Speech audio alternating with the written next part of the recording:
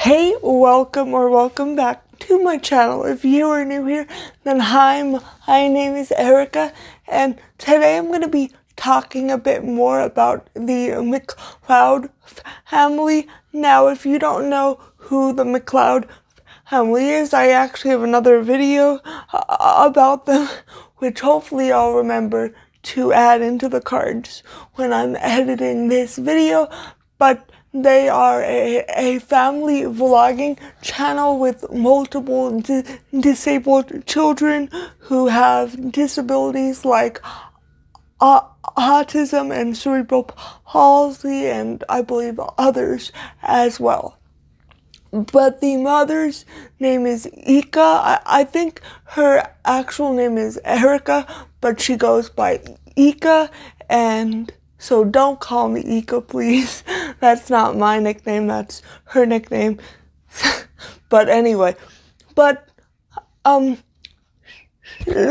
actually had a foster child a few years ago whose name is either Maya or not, but she actually started her own channel after she moved out and talked about some of the major issues that a lot of people point out when it comes to family vlogging channels. For instance, she said that one of the reasons she left was because she felt pressured to be in the vlogs, and not only to be in the vlogs, but I don't mind getting on camera and being me.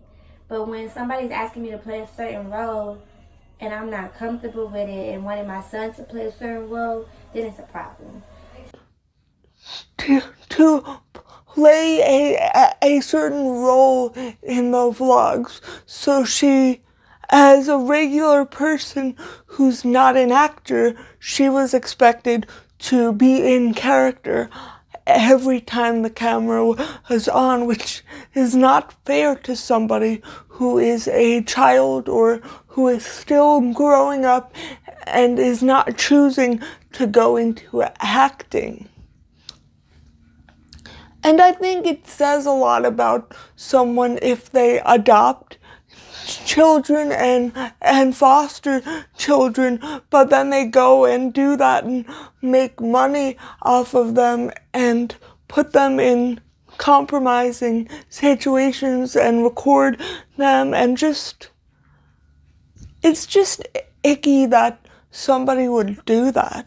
And I think it shows a lot about what goes on behind the scenes in family vlogging channels. And of course, I do not want to speak for this young woman, so I will let her words speak for themselves. I'll put in some clips of her video. Because like the whole recording my whole life and the animation of everything that was going on was overwhelming me.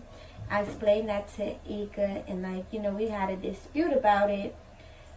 We came to an agreement that okay, I'll go to California and I'll fly back to Texas for the weekend and take a break. Go back to Austin, leave my son with her and just take a break and just, have some time to myself. So that's what happened. I went to Austin and had an amazing time.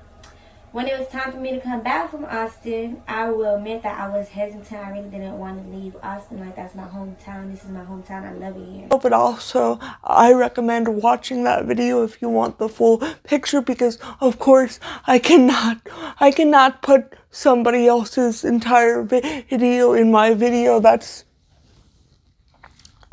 not really how YouTube is meant to work. So I'll put in some clips here and there so you can get the gist, but I don't want to steal her video. So I made a selfish decision, and I was like, you could put it for the next day, like 2 days after the next day, something around that timeline or whatever.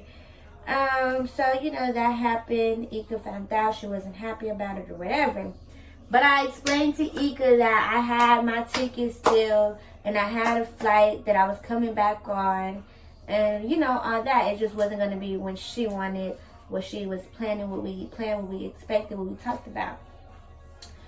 So like Erica like went like all fucking white girl on me and like went all crazy and like got on social media and was like she left her baby here. I haven't heard anything from her.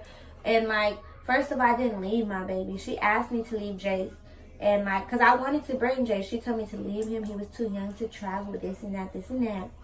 Then second of all, she tried to tell social media that I wasn't responding to her text. She didn't know where I was and this and that, which is not true. We was having communication the whole time. But I would recommend watching that. But like, what do you think about this? Do you think it's a red flag that she's adopted all of these disabled children who may not be able to avoid being on camera? For instance, if somebody is in a manual wheelchair, when they don't have full use of their arms, they have to rely on somebody else to move them and to put them where they want to go. And to me, that's a lot of coercion, and it's as a disabled person, it's gross that somebody would do that to other disabled people. I myself have been in situations like that. I've never been in a family vlogging channel, so I've never had to deal with that. But since I don't have full use of my arms, when I had leg surgery and I was younger, I used a manual wheelchair, but I cannot push a manual wheelchair. When I do, I go around in circles, so I would have to rely on others to move me about. So I can't imagine if somebody took advantage of me in that way because I couldn't do things myself, so they forced me to be in a vlog. But I mean, my sister did make me watch Twilight right after I had my surgery, but that's not comparable. It's pretty bad, but I don't think it's as bad as being in a family vlog when you may not want to be. And of course, I don't know if these children want to be. Only they know that.